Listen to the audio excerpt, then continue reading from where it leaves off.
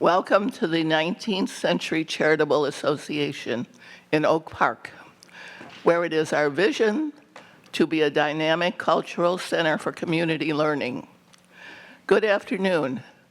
For those of you who do not know me, I'm Judy Eckberg, Chair of the Social Science Committee.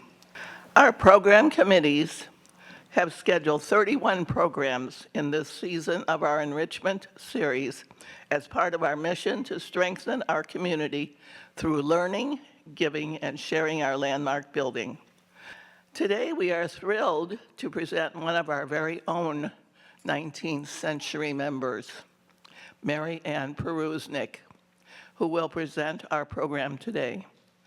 In addition to being the archivist for both the 19th and the League of Women Voters of Oak Park and RiverForest, Mary Ann is the League's current secretary and a member of their Centennial Gala Committee. She is a past board member of the Historical Society of Oak Park and RiverForest and has co-authored both editions of The Gentle Force, A History of the 19th Century Women's Club of Oak Park. Welcome, Mary Ann.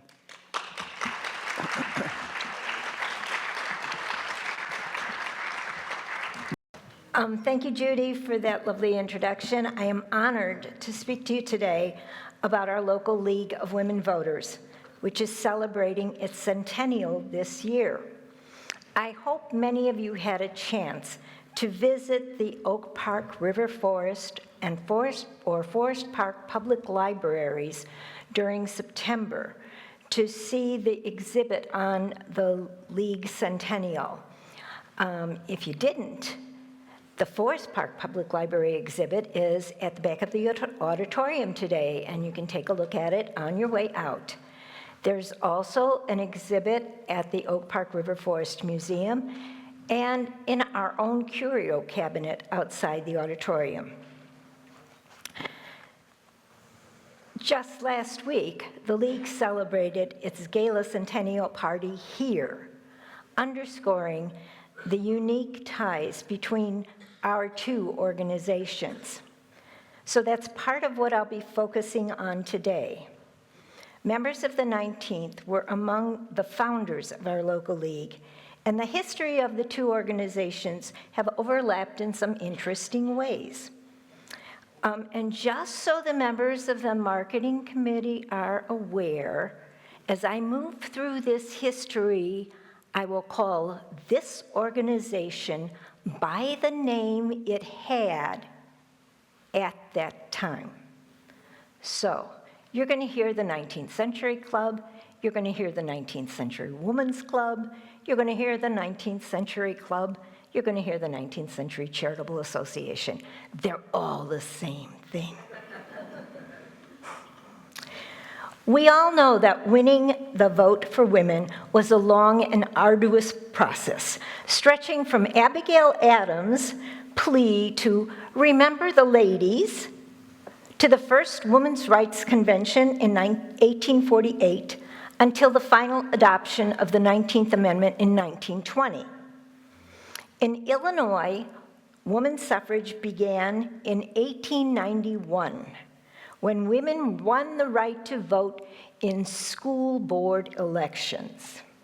The first woman elected officially in Oak Park was Lily Pitkin, a member of the 19th Century Club, who won a seat on the high school board in 1892. Gradually, voting rights were extended until in 1913, Illinois joined 9 western states and became the 10th state in the Union to give women the right to vote in presidential elections. Thanks to a clever strategy adopted by the Illinois Equal Suffrage League under the direction of Grace Wilbur Trout, who lived here in Oak Park and belonged to the 19th Century Women's Club. The bill passed by the Illinois legislature granted women the right to vote up for presidential and senatorial and representative elections. and the right to vote down in local elections, but not for state offices. That strategy bypassed the legislators' fears that granting women full suffrage would jeopardize their power bases. Nonetheless, it meant that Illinois women could vote in the presidential election of 1916. Then, in 1919, Congress passed the 19th Amendment, which was ratified a year later on August 26, 1920. A century later, an historic marker on the site of Trout's home, just up Forest Avenue, was placed as part of the National Votes for Women Trail. The League of Women Voters of Oak Park and RiverForest worked with the Historical Society of Oak Park and RiverForest and the 19th Century Charitable Association to assemble the documentation and make the case for that marker, one of only 7 in Illinois. That's Elizabeth Celio on the left, the current property owner, and a past member of the 19th. And on the right, Rachel Berlinski of the Historical Society and Marge Mazzarello of the League. Oh, by the way, if you do go up Forest Avenue and you see the marker, you should know that the house behind the marker is not Grace Wilbur Trout's house, which was torn down. But it is a very nice colonial brick house. When the 19th Amendment was finally ratified, organizations that had been focused on winning the vote for women turned their attention to educating women about that new responsibility. The National American Women's Suffrage Association became the U.S. League of Women Voters. This photo shows the first board of directors of the National League, including Maud Wood Park, who's on the left in the front row, who was the first president of the National League, Cherry Chapman Catt, on the right in the front row, was the last president of the National American Woman Suffrage Association, and she became an honorary president of the League. And right between them is none other than our own Grace Wilbur Trout. So, one of the reasons that the League of Women Voters is so effective is its organizational structure. The League of Women Voters of Oak Park and RiverForest is just one of more than 70 local leagues that comprise the Illinois League of Women Voters, and which in turn is part of the U.S. League of Women Voters. Join a local league and you automatically become a member of the state and national leagues. In this way, leagues across the country have an impact not only on the local level, but also on state and regional and national levels. Members of our local league are also part of the Cook County, Great Lakes Regional, and Upper Mississippi Regional leagues. So, why now? The National League of Women Voters celebrated its centennial 4 years ago in 2020, along with the centennial of the passage of the 19th Amendment. But in Oak Park, the shift from the Suburban Civic and Equal Suffrage Association to the Oak Park League of Women Voters took longer. It didn't happen immediately, which is why our league is celebrating its centennial this year. The local Suburban Civic and Equal Suffrage Association became the Oak Park Civic League, which also focused on voter education. But as the Illinois State and Cook County leagues became more active, there was a move to recruit and establish an Oak Park League. That happened in March 1924, and the first meeting of the new league was held on October 9th, just a month before the 1924 general election. Initially, league meetings were held in member homes. That first meeting was held at the home of Caroline McCready, who lived at 231 Euclid, still standing. A committed activist, she was a member of the 19th Century Women's Club, served on the Illinois State League of Women Voters, board of directors, and went on to hold several positions at the state level. About 250 women showed up for that first meeting. Her home overflowed, and a kind neighbor offered her house for the overflow. The speakers were representatives of the Democratic, Republican, and Progressive parties, and they had to travel between the two houses and give their presentations in each one. The first 4 presidents of the Oak Park League of Women Voters were also members of the 19th. This fact enabled me to find out what their first names were, because newspaper accounts and even League records reported married women under their husbands' names. So Fanny Holden was Mrs. G.W. Holden. This practice led to a unique situation involving Hannah Fife, which I'll get to in a minute. The very first president, Fanny Holden, had to resign within months of her election due to family reasons. And Emma Cornwell, her first vice president, stepped up to complete her term.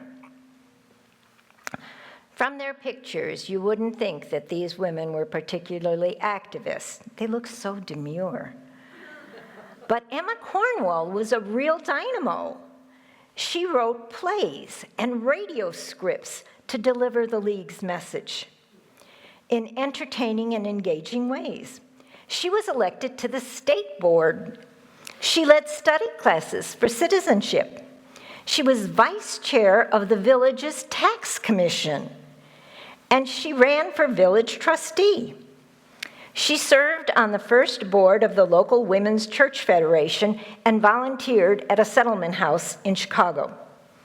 She also chaired the legislative and civic committees of the 19th Century Women's Club. And she raised 5 children. By the time Ethel Stevens was elected president, the Oak Park League had nearly 400 members. And if Hannah Fife's name sounds familiar, you might remember that it was her husband, James, who designed this clubhouse. As you would expect, those early years were filled with firsts. There was the first school for voters prior to the 1924 election. Emma Cornwell's first radio address was in 1925. Due to the presence of WOPA, a radio station located in the Oak Park Arms, the Oak Park League had a radio program for many years. These programs were about 15 minutes long and focused on different issues. They continued into the 1940s, the 1950s, on various radio stations and at various times. Audio tapes and scripts from some of these shows are part of the League's archives at the Oak Park RiverForest Museum. The chapter's first sponsored debate focused on a proposed amendment to the Constitution that would give Congress the right to limit, regulate, and prohibit labor by individuals younger than age 18. That amendment passed both houses of Congress, but it never was ratified by the appropriate number of states. So then again, in 1926, when there were local elections, the League issued invitations to 15 government officials and community leaders who addressed community interests. This became the prototype of the League's State of the Villages events, candidate forums, and during COVID, Zoom interviews. Prior to these local elections, the League conducted a citizenship school. This was a day-long session focused on educating voters about issues being addressed in the upcoming election. And the following year, Dorothy Charlton Kerr, who was a member of both the League and the 19th, was elected village trustee. As a nonpartisan organization, the League couldn't campaign on her behalf, but I'll wager that as individuals, many members did. By the end of the decade, membership in the Oak Park League reached 600, the highest it's ever been. And the League held its first theater productions. Now, this was not, we're going to go to Drury Lane or we're going to go to Goodman Theater or anything. When they did a theater production, they did it. So it was they as the actors. And it was called A Day at the Polls. It was a fundraiser because even with so many members, the local league's share of the $1 annual dues wasn't enough to fund all their activities. How come you're not going down? Okay. Now, among the firsts was a challenge to the Illinois jury statute. In 1925, Hannah By Fife received a jury summons, simply addressed to H.B. Fife. When she showed up at the courthouse, she was turned away because she was a woman. But as a charter member of the recently formed Oak Park League of Women Voters, Hannah was not about to be denied. With the help of the League, she hired attorney Elizabeth Perry and brought a lawsuit against the commissioners. The first judgment was in her favor because the judge noted that the 1871 jury statute referenced electors without mentioning sex. This, by the way, was the same loophole that allowed Ellen Martin to become, in Lombard, to become the first woman to vote in Illinois. But the state Supreme Court overturned that decision, saying that the framers of the law, well, meaning men, no doubt, but totally without imagination, could not envision women as voters, and therefore meant only men. And so we run into the problem of originalism. It wasn't until 1937 that the General Assembly passed a new law allowing women to serve on juries. And in 1961, when Hannah was 82 years old, she was recognized by the League as Woman of the Year for Action. She deserves applause.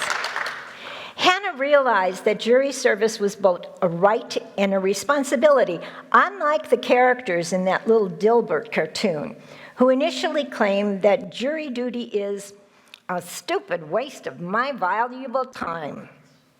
The fact that it's your civic duty, the dues you pay for living in a just and fair society, elicits a big whoopee.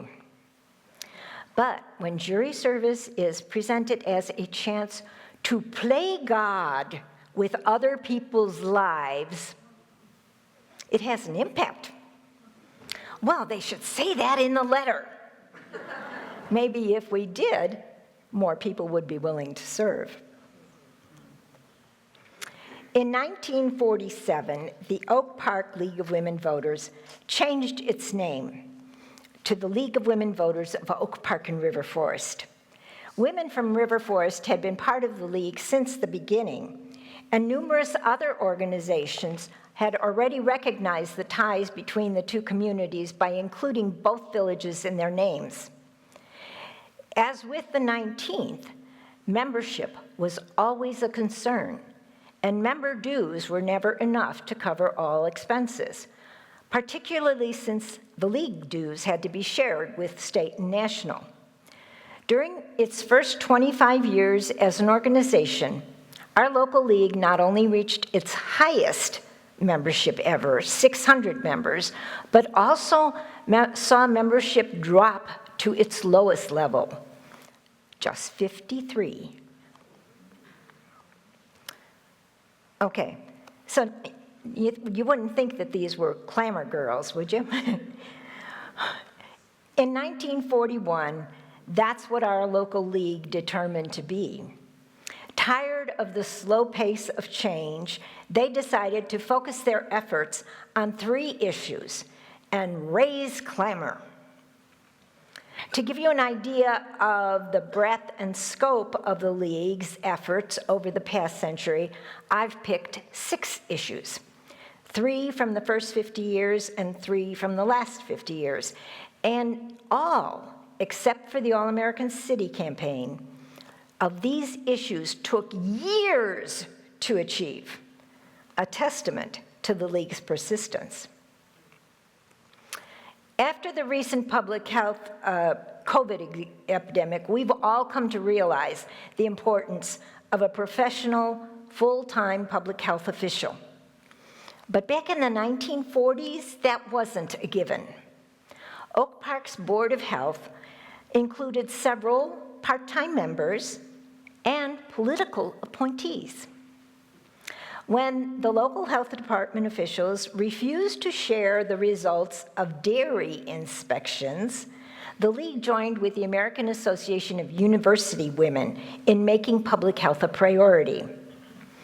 It was later revealed that fully half of the 36 dairies delivering milk to Oak Park's homes, stores, and restaurants failed their sanitary inspections.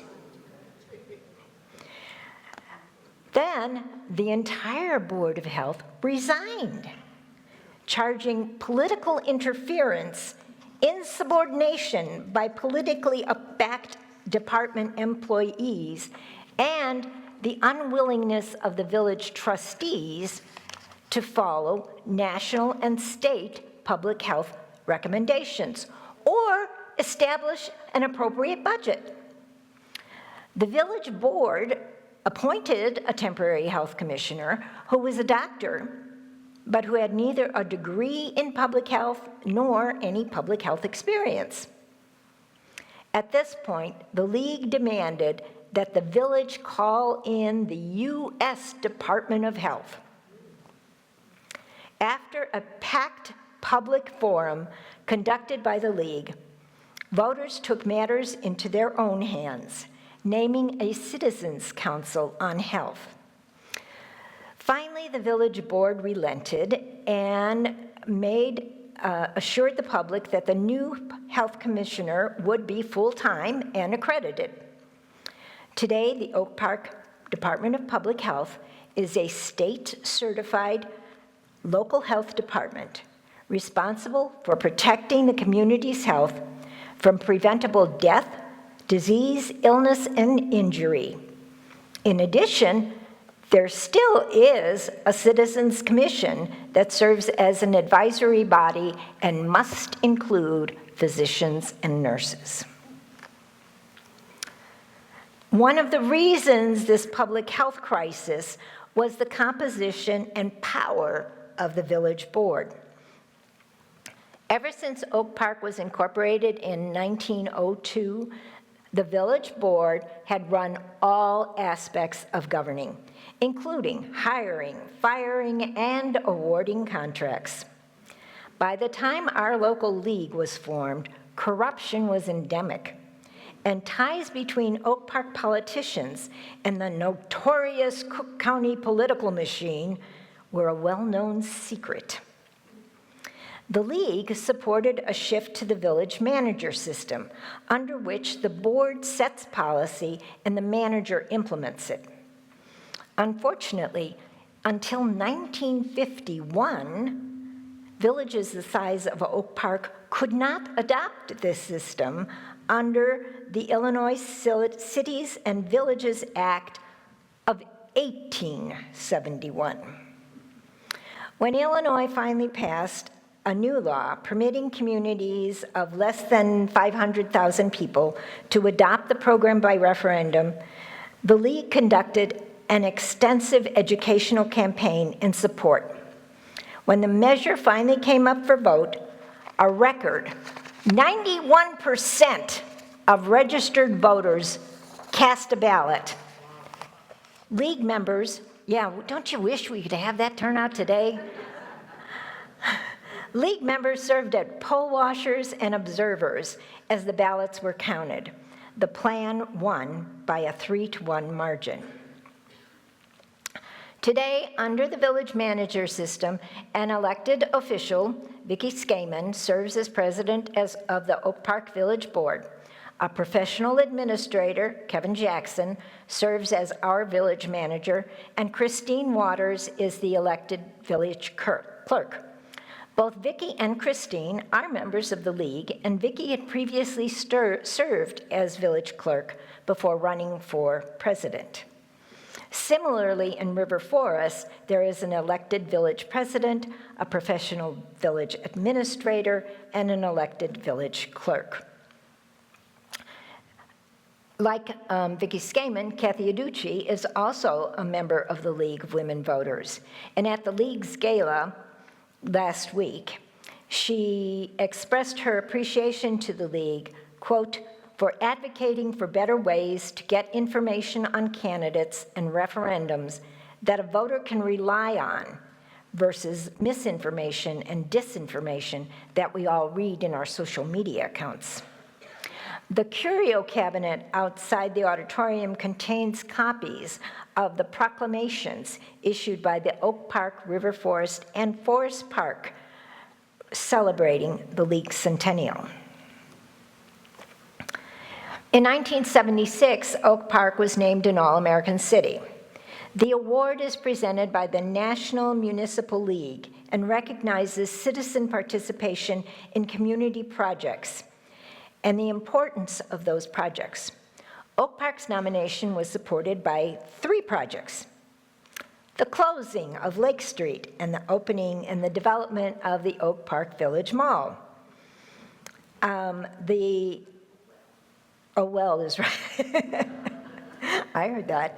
The purchase of the Frank Lloyd Wright Home and Studio and the development of the Wright Historic District, and the efforts of the Oak Park Housing Center to promote and counsel as Oak Park as a integrated community. The nomination was spearheaded by the League. Uniquely, all 3 of these projects were headed by women. Sarah Bodie was a member of the Mall Commission, Dawn Gorsharn was the head of the Home and Studio, and Bobby Raymond was the founder of the Housing Center. And the nomination itself was spearheaded by Edith Slayton, then president of the League of Women Voters of Oak Park and RiverForest. I'm sorry for the grainy quality of the photo, but it's a photo of a newspaper picture that's 50 years old. And one of the artifacts at the Oak Park RiverForest Museum display is the Slayton quilt, which was made by the members of the League as a personal remembrance of her presidency. Each of the squares depicts an aspect of the many contributions that Slayton made during her term. And on the left is the contemporary newspaper picture from 1976, which gave us the idea to track down the quilt. And it shows Slayton and her successor, Kay Wensian, displaying the quilt in 1976. The color picture shows Slayton's daughter and son, who have generously loaned the quilt to the museum. Symbols on the quilt, maybe you remember some of them, include the All-American Cities Award, the Equal Rights Amendment, the International Year of the Woman, the various studies undertaken by the League during her term, and the wildflower patch in Austin Gardens, which the League initially planted and cared for. So I hope you can see all of these images, including the mosquito in the center. The very first environmental action taken by our local league was to support mosquito abatement efforts along the Des Plaines River, something I'm sure we all appreciate. Another significant step can be seen just across the street from our clubhouse here. The Austin family left their grounds to the Oak Park Park District, but it was the League of Women Voters that created the Wildflower Garden in the 1970s and maintained it for many years. And you can see in that newspaper photo a group of individuals walking through that first wildflower area. Some of you might also remember the League's Rain Barrel Project, which was both a fundraiser and a consciousness raiser about our environment. In 2009, the League approached local businesses and sold them rain barrels, which could then be painted by local artists and attract attention to water conservation issues. And finally, anyone who frequents the farmers market will recognize the League's efforts to reduce plastic use during Plastic-Free July. Now, child safety education was another issue that Kathy Aducci raised at the gala last week. Following the abduction, rape, and murder of Jeannie Nicarico of Naperville in 1983, the Illinois General Assembly mandated that local communities study and address the problem of child abduction. In response, Oak Park and RiverForest created a child safety task force to coordinate local services, not only on child abduction, but also on other child welfare problems such as abuse and neglect. District 90, District 97, the police departments of Oak Park and RiverForest worked with the League to develop an educational child victimization prevention unit as part of each grade's health and science education curriculum. At the same time, the Illinois State Police developed the iSearch program, which provided a model for a child education program to prevent abduction and promote an immediate and effective response to the issue of missing and exploited children.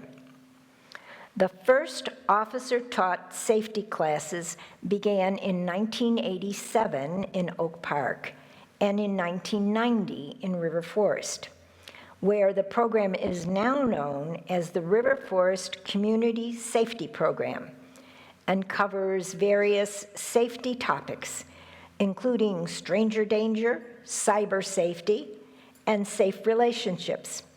It is specifically geared to students in grades K through 8. As early as the 1920s, the League of Women Voters took a position opposing the use of cash bail as discriminatory and unfair. But it took nearly a century before Illinois became the first state in the Union to eliminate cash bail, with the passage of the Pretrial Fairness Act provision of the Safety Act. The women pictured here include leaguers from all across Illinois who studied criminal justice system and prepared the League's criminal justice position. They built a coalition with criminal justice advocates, the Illinois Network for Pretrial Justice, juvenile justice advocates, and others that supports the expansion of prevention and treatment programs to ease the burden on the criminal justice system.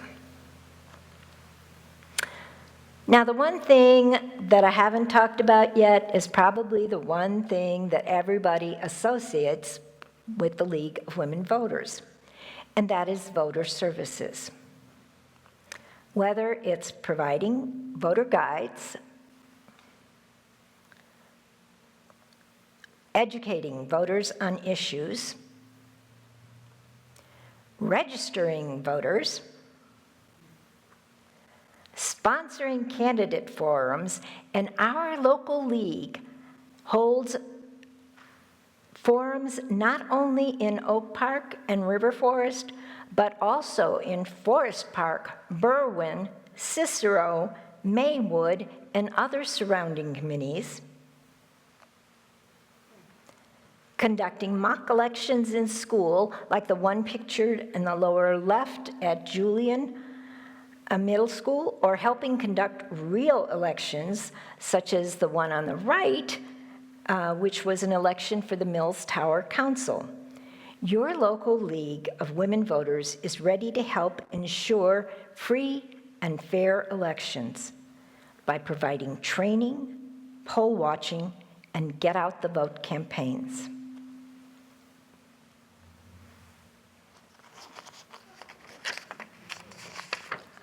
The League advocates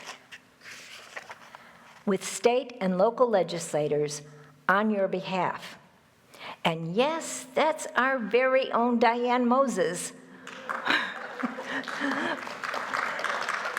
who is a past chair of the local League's Advocacy Committee. Diane tells the story of how difficult it was when she was chair of the Advocacy Committee to not only reach local state legislators, representatives, and senators, to schedule appointments with them, to get them to listen, but how she managed to bring that experience here to the 19th in establishing the Mind Boggles, which was an evening program of debate on different issues. And this leads into my final summation about how the League and the 19th have overlapped in their histories. And I want to briefly cover some of those intersections. While initially many women belonged to both whoops, where did it go? Okay. While initially many women, I'm sorry, I updated these slides and didn't get the slides to Becky in time. So I apologize, we're going to be on this slide for a while. While initially many women belonged to both organizations, that is less so today. However, I do want to point out that 18 of the League's presidents were also members of the 19th. And I know there are members of the League in attendance today. Please stand and be recognized.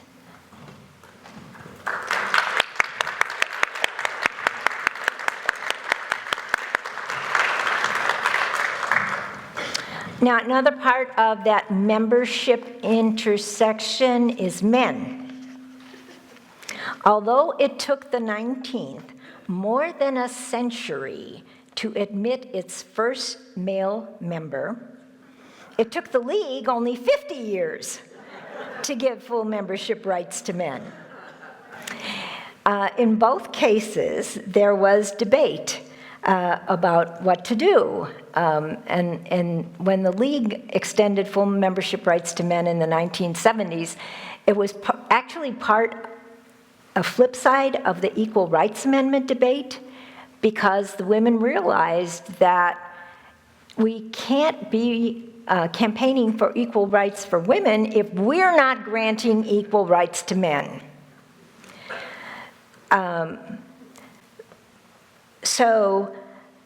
But in both cases, there was debate about what to do about the name of the organization. At the time, the 19th was called the 19th Century Women's Club, and the League of Women Voters is the League of Women Voters. The 19th decided to drop women's from its name and return to the original moniker of the 19th Century Club. And it today is the 19th Century Charitable Association without any reference to gender. The League of Women Voters continues to debate.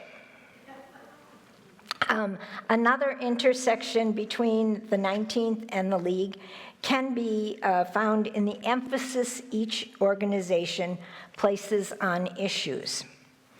As early as 1941, May Estelle Cook, who belonged to the League and was a founding member of the 19th, wrote, quote, "We, the 19th, have lost our civic leadership to other organizations. We no longer highly resolve to influence world affairs, importune senators and representatives either in Washington or Springfield to take or refrain from action." I think the League of Women Voters took on those tasks. But that still was another part of the intersections of these two organizations.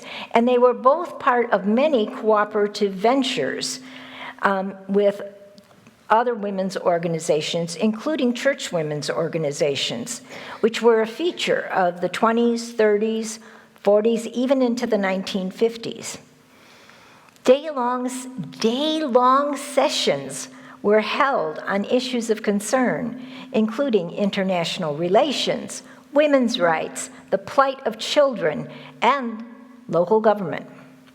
But by the 1980s, when Carolyn Poplet, a past president of the 19th, sought to assemble a consortium of women's groups, she was unable to build a viable coalition. Groups had established their own niches of interest, authority, and approaches, and were unable to find common ground. Throughout the years, the League held events and meetings at the 19th. For many years, their records were stored here in boxes around the pool. Now those archives have moved, as have the archives of the 19th, which were also stored in boxes around the pool, to a safer place at the Oak Park RiverForest Museum. In the 1990s, Elizabeth Lippitt and Laura Perna, both presidents of the League, sought to find a permanent home within the walls of the 19th. They wanted to rent the athletic office, which still is down in the basement opposite the pool, but a satisfactory rental agreement could not be reached. Today, the League holds regular coffee and conversation sessions at the 19th.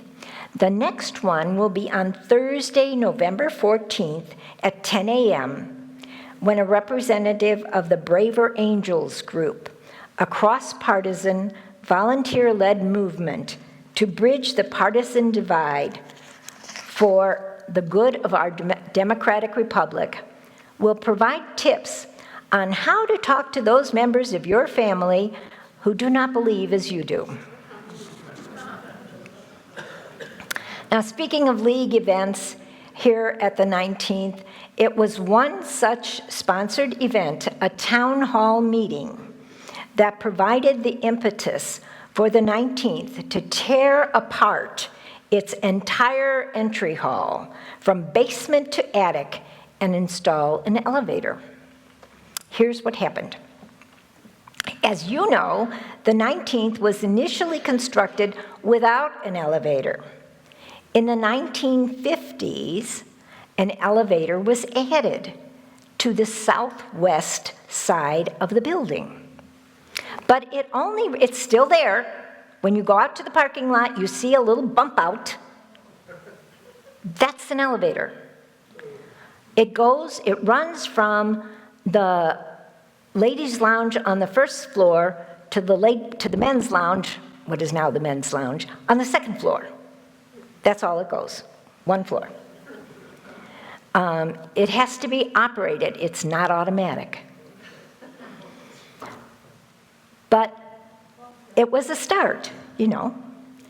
By the 1980s, to enable an aging membership to reach the first floor so that they could then take the elevator to the second floor, a chairlift was installed on the steps up to the first floor.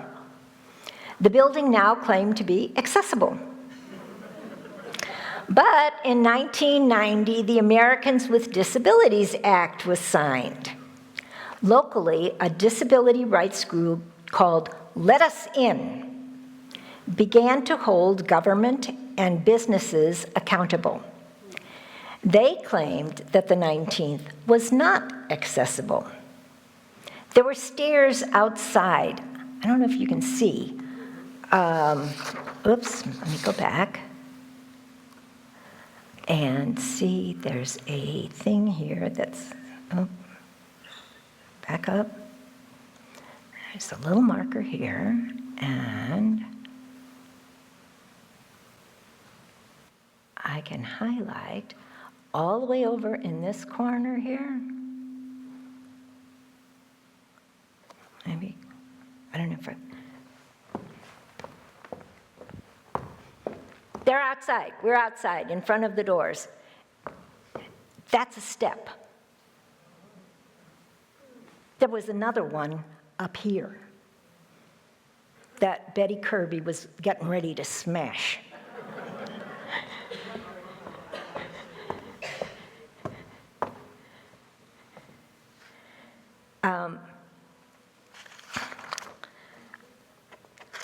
So the Let Us In group said that, yeah, you got these steps outside, and then if you're in a wheelchair, you really can't use a chairlift. You have to be lifted out of the wheelchair, put into the chairlift, carried them all upstairs, lifted out, put back in the wheelchair. That's not accessibility, they claimed. So when the League scheduled its town hall meeting at the clubhouse in 1995, these activists picketed and complained to the newspapers. The League moved its meeting. Past President Marge Houck was so embarrassed, she immediately contacted an architect, who's the tall man back there in the light coat, all the way in the back, had plans drawn up and made the first contribution to a capital campaign that eventually raised more than $1 million to install the current elevator. I'm going to close with a little bit of a laundry list here of the League's other achievements, which range from developing a Girl Scout government badge to creating an early childhood resource directory, and from supporting issues as diverse as whether the United States should join the United Nations, to the creation of a regional transit authority. There were studies on working women, on village services, on schools, and so much more. I also want to remind you that 1 week from tomorrow is Election Day. If you haven't already mailed in or dropped off your ballot, if you have already mailed in or dropped off your ballot, thank you.